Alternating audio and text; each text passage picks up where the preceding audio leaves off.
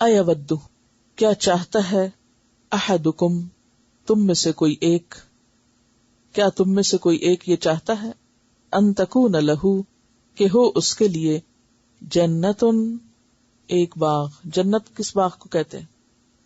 Route کیا ہے جنت کا؟ جیم نون نون، چھپی ہوئی چیز، جن، اسی سے. تو جنت کون سا باغ؟ جس میں کثرت سے درخت ہوں، اور وہ درخت کیا کریں؟ اس کی زمین کو چھپا لیں. یعنی گھنے درختوں والا باغ، خوب ہریالی سبزہ ہے اس میں. کیا کوئی چاہتا ہے تم میں سے کہ اس کے لیے ایک جنت ہو، یعنی گھنا باغ ہو، من نخیل و عناب، کھجور اور انگور کا. نخیل نخلا سے ہے اور عناب عنب سے. تجری، بہتی ہیں، من تحتها الانہار، اس کے نیچے نہریں، یعنی پانی بھی بہت ہے وہاں، ہریالی بھی اور پانی، دونوں چیزیں بہت ہیں. لہو، اس کے لیے، کس کے لیے؟ باغ کے مالک کے لیے. فیہا، اس میں، کس میں؟ باغ میں. من کل الثمرات، ہر قسم کے پھلوں میں سے ہے، ہر طرح کے پھلوں میں سے چیزیں موجود ہیں. اوپر تو آیا ہے نا نخیل اور عناب ہیں، اور یہاں آیا ہر طرح کے پھل ہیں، یعنی صرف نخیل اور عناب نہیں بلکہ ہر قسم کے پھل ہیں. اگر ہر قسم کے پھل ہیں تو پھر نخیل عناب کا ذکر کیوں کیا گیا؟ ان کی نیوٹریشن ویلیو کی وجہ سے اور ان کے زیادہ منافع کی وجہ سے. یعنی ایسے باغ میں سے پروفٹ بھی زیادہ ملے گا، اور دوسرا یہ کہ صحت کے اعتبار سے بھی دونوں پھل جو ہیں بہت مفید ہیں. کھجور اور انگور. کھجور کا ایک ایک حصہ جسم میں استعمال ہو جاتا ہے، یعنی جسم کا حصہ بن جاتا ہے، غذائیت کے اعتبار سے بہت بہترین چیز ہے. اور اسی طرح انگور کے اندر بھی گلوکوز ہے اور انرجی کا ایک بہت بڑا سورس ہے، بہت سی بیماریوں کا علاج بھی ہے. تو ان دونوں درختوں کا خاص طور پر ذکر کیا گیا، یعنی اس باغ کی ویلیو کو بڑھانے اور بتانے کے لیے کہ اس باغ میں کھجوروں کے درخت بھی ہیں اور انگوروں کی بیلیں بھی ہیں. ایک نقشہ کشی بھی کی گئی ہے، ایک سین پورا بتایا گیا ہے، اور اس کے علاوہ بھی ہر طرح کے پھل. آپ میں سے کبھی کسی نے اپنے باغ میں کام کیا ہے؟ تو جن لوگوں نے کبھی باغ میں کام کیا ہو انہیں پتا ہوگا کہ باغ میں کام کرنے میں کتنی محنت لگتی بہت زیادہ لگتی. کیا محنت لگتی؟ پہلے زمین کو کھودنا پڑتا ہے، اس زمین کو کھودنے میں ہی کافی محنت لگتی ہے. پھر اس کے بعد ایک دفعہ کھودنا کافی نہیں ہوتا، اس کو وقتاً فوقتاً نرم کرتے رہنا پڑتا ہے. پھر اس کے بعد اس میں سے ویڈز وغیرہ نکالنا، پھر اس میں دانہ ڈالنا، پھر وقت پہ پانی لگانا، اور مسلسل کانشیس رہنا. اور پھر کھجور کا درخت وہ 1-2 سال میں نہیں بڑا ہو جاتا، 30 سال لگ جاتے ہیں بعض اوقات میچور ہونے میں. اسی طرح انگوروں کی بیلیں خود سے خود نہیں پھیل جاتی، ان کے لیے کیا کرنا پڑتا ہے؟ دھاگے باندھنے پڑتے ہیں، یا ان کے نیچے فریم لگانے پڑتے ہیں، یا بہت کیئر مانگتا ہے، وہ سہارا دینا پڑتا ہے، اس کو تو خون بھی دینا پڑتا ہے. اب آپ دیکھیے کہ ان دونوں درختوں یا ان دونوں پودوں کی خاص طور پر بہت نگرانی اور کیئر اور دیکھ بھال کرنی ہوتی ہے. اس کے علاوہ بھی ہر قسم کے پھل ہیں. اب آپ دیکھیے کچھ لوگ 1-2 درخت لگا لیتے ہیں اپنے باغ میں، کچھ لوگ چند اور پودے بھی لگا لیتے ہیں، اور کچھ لوگ ہمیشہ اس بات کا خیال رکھتے ہیں کہ اچھا کس چیز کا موسم آ رہا ہے، کیا لگانا چاہیے، اب کیا لگایا جائے، اب کیا لگایا جائے، اب کیا نہیں. ہر قسم کے پھل خود سے نہیں آتے، ان کو ہر موسم میں لگانا پڑتا ہے. ہر قسم کی سبزی لینے کے لیے اور پھل. ثمرہ کا لفظ صرف فروٹس کے لیے نہیں استعمال ہوتا، کس کے لیے ہوتا ہے؟ ہر طرح کے، چاہے اس میں گندم وغیرہ ہو، خواہ وہ سبزیاں ہو، خواہ وہ پھل ہو، سب چیزیں آ جاتی. اب یہ ساری چیزیں حاصل کرنے کے لیے محنت بھی کتنی چاہیے، اور صرف محنت چاہیے یا کوئی پلاننگ بھی چاہیے؟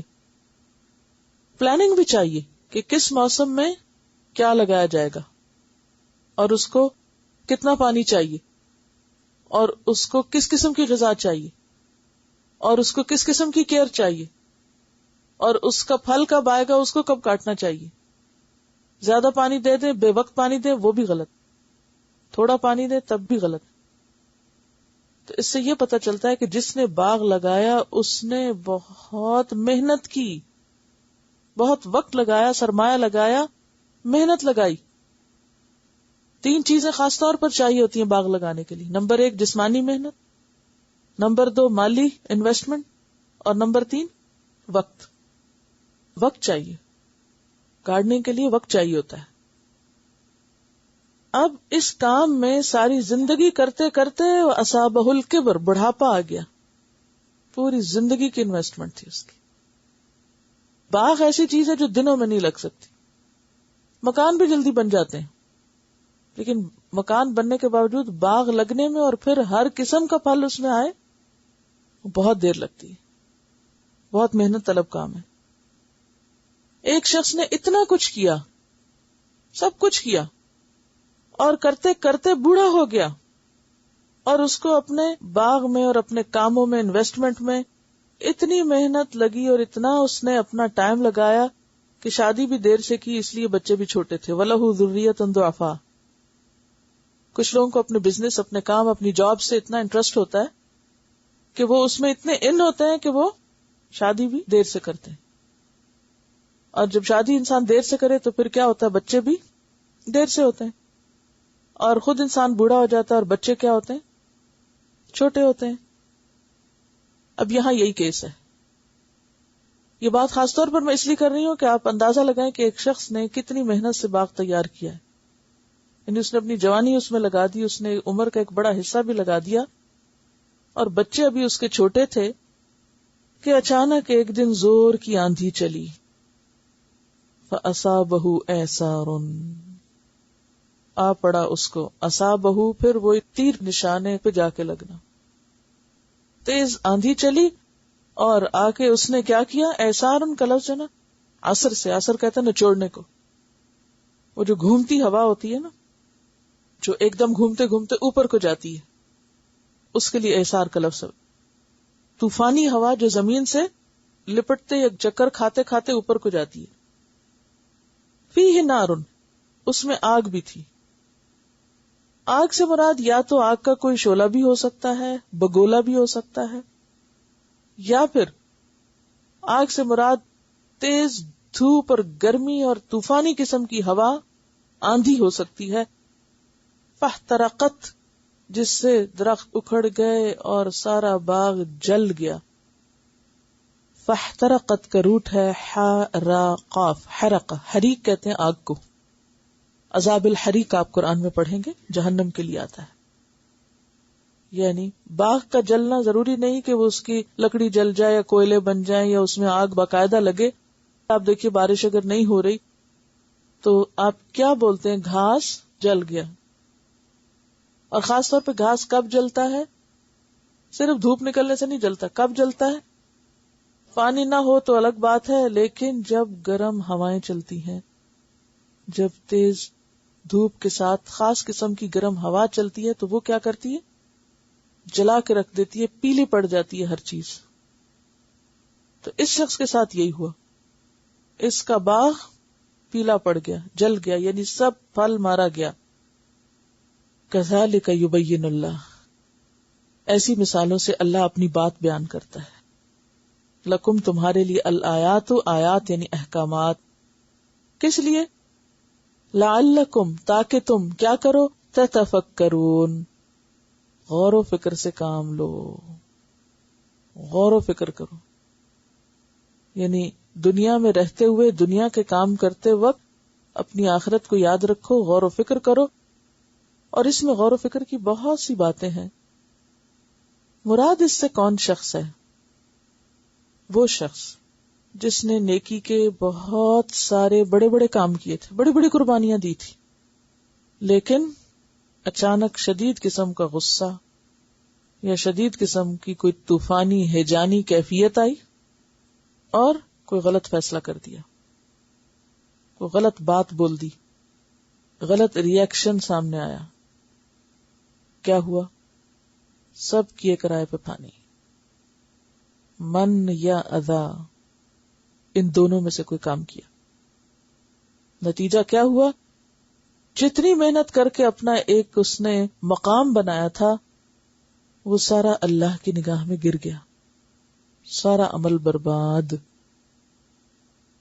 کہتے ہیں کہ بعض اوقات انسان ساری زندگی نیکی کے بڑے بڑے کام کرتا ہے اور ایک منہ سے ایسی بات نکالتا ہے، یعنی انسان جنت کے ایک بالشت قریب رہ جاتا ہے، بالکل قریب، کہ ایسی بات منہ سے نکالتا ہے پچھلا سب کیا دھرا فنا ہو جاتا ہے اور جنت میں جانے کی بجائے جہنم میں جا گرتا ہے.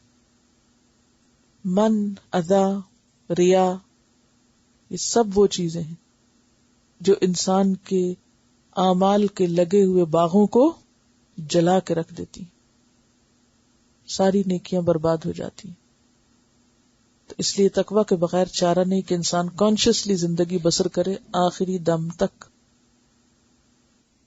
ایود احدکم، کیا تم میں سے کوئی چاہتا ہے ان تکون لہ جنت، کہ اس کا ایک باغ ہو، من نخیل و عناب، کھجور اور انگور کا، تجری من تحتها الانہار، جس کے نیچے نہریں بہ رہی ہوں، لہو فیہا من کل الثمرات، اس میں ہر طرح کے پھل موجود ہوں، واصابہ الکبر، یعنی ایک شخص جس نے باغ لگایا اور خوب خوب اس کو سجایا اور ہر طرح کے پھل لگائے، اور ہوا کیا کہ ساری زندگی اس میں کھپا دی کہ بوڑھا ہو گیا، اور اتنا کام کیا کہ شادی بھی اور بچے بھی تاخیر سے، چھوٹے ہیں بچے، کچھ کرنے کے قابل نہیں.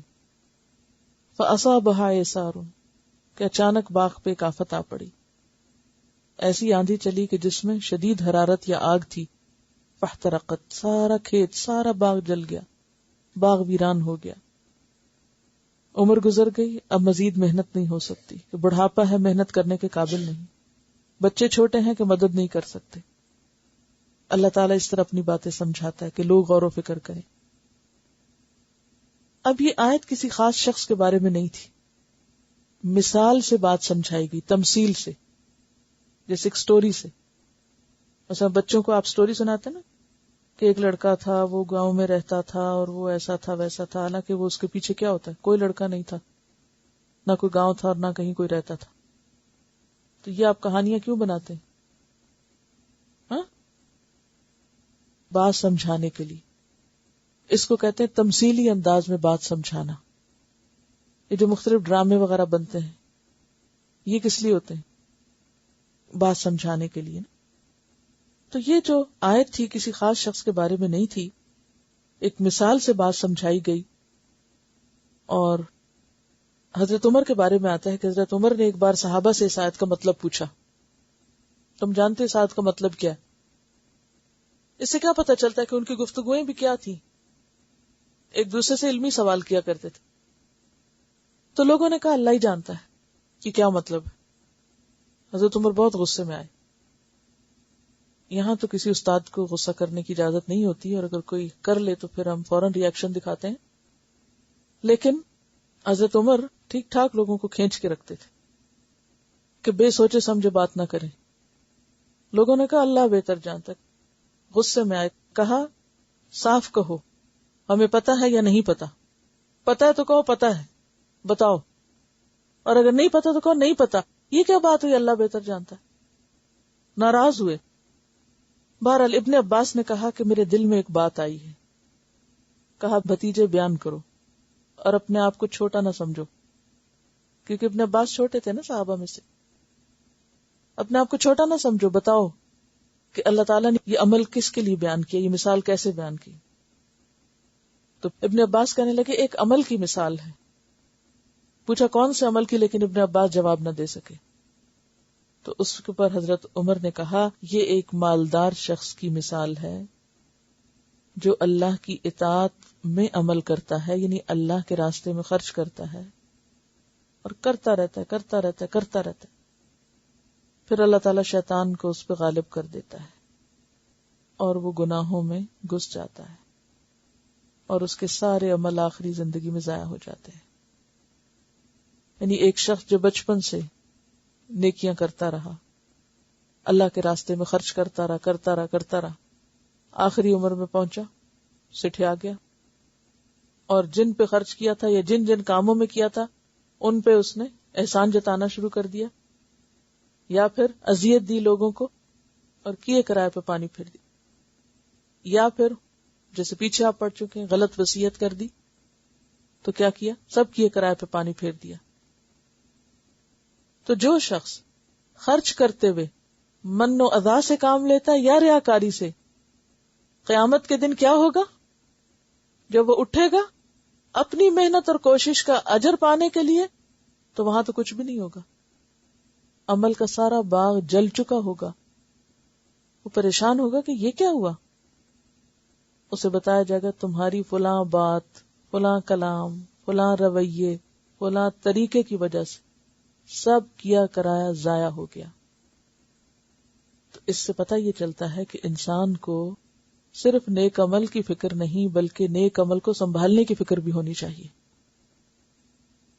بعض لوگ کسی بھی کام میں خوب محنت کرتے ہیں، بڑی سے بڑی محنت کرتے ہیں، لیکن اچانک جذبات میں آ کے کوئی ایسا غلط فیصلہ کرتے ہیں کہ اپنے ہی کیے کرائے کو آگ لگا دیتے ہیں، ایسا بلنڈر کرتے ہیں، جو بلنڈر بولتے ہیں نا، آپ اچھے بھلے کام کر رہے تھے، کوئی نیکی کا کام، کوئی صدقہ خیرات، کوئی کسی کو تعلیم دینے کا، کسی کی آخرت سنوارنے کا، کوئی سوشل ورک کا، کوئی بھلائی کا کام کر رہے، اچھا لوگ بھی آپ کو تنگ کر رہے ہیں یا لوگوں کی باتوں سے آپ اریٹیٹ ہو رہے ہیں، ایک وقت آتا کہ آپ اٹھا کے سب پھینک دیتے، یہ لو سنبھالو، مجھے نہیں کرنا، میری تو ساری زندگی گلا دی تم لوگوں نے، میں نہیں لوگوں کی باتیں برداشت کرتی۔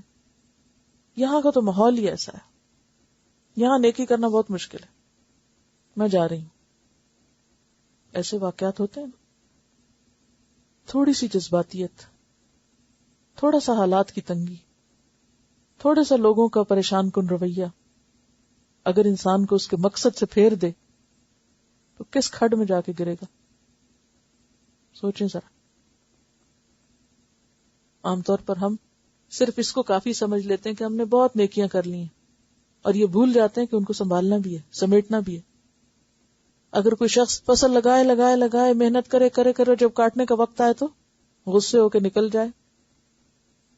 آپ کو یاد ہوگا کہ حضرت یونس علیہ السلام قوم کو سمجھاتے رہے اور ایک وقت میں آ کر تھوڑا سا جذبات میں آئے اور چھوڑ کے چلے گئے قبل از وقت، اللہ کا حکم آنے سے پہلے۔ کیا ہوا؟ سمندر میں پھینکے گئے، مچھلی نے نگل لیا۔ تو یہ معمولی بات نہیں ہے۔ اس سے کیا سبق ملتا ہے؟ اس ساری تصویر سے کیا چیز آپ نے سیکھی؟ کوئی ایک بات بتائیں کہ کیا سبق ملتا ہے؟ کیا کرنا چاہیے ہمیں کیسا ہونا چاہیے؟ کس چیز کی ضرورت ہے؟ اس میں اگر دیکھا جائے تو سارے ہول لیسن میں سے جو اہم ترین چیز ہے نا، ثابت قدمی ہے نیکی پر، جذباتی رویوں سے بچ کر استقامت کے ساتھ نیکی کا کام کرنا، یہ ہے اس کا سبق کہ خرچ کی قیمت پر دین لو، اس دین کے لیے کچھ دو، اور پھر دین پر استقامت یا دین کی خدمت پر استقامت بھی کب آئے گی؟ جب تم دینے والے بنو گے۔ اور سارا سبق ایک ہی لفظ میں، تثبیت۔ رشد بھی تب آتی ہے جب انسان کے اندر ثابت قدمی ہوتی کہ حالات کچھ بھی ہوں، کوئی مجھے کاٹ کے بھی پھینک دے تو میں یہ جگہ نہیں چھوڑوں گا، میں یہ کام نہیں چھوڑوں گا۔ ہم لوگوں کی استقامت کا کیا حال ہے دین کے رستے میں؟ چاہے دین سیکھنے کا معاملہ ہو یا سکھانے کا معاملہ ہو، ذرا سی کسی نے کوئی بات کر دی، کسی نے تعریف نہیں ہماری کی، کسی نے ہمارا خیال نہیں رکھا، کسی کو ہماری ضرورتیں نہیں نظر آتی، فوراً بھاگ نکلے، سارے دعوے ختم ہو گئے، ساری اللہ کی محبت اور اللہ کے دین کی محبت اور لوگوں کو دیے ہوئے بڑے بڑے درس جہاد کے اور فی سبیل اللہ کام کرنے کے سب غارت کر دیے ایک چھوٹی سی بات پہ، بس اتنی سی بات پہ۔ تو وَاسْتَعِینُوا بِالصَّبْرِ وَالصَّلَاةِ، صبر بہت ضروری ہے ورنہ سب کچھ ضائع ہو کے رہ جائے گا۔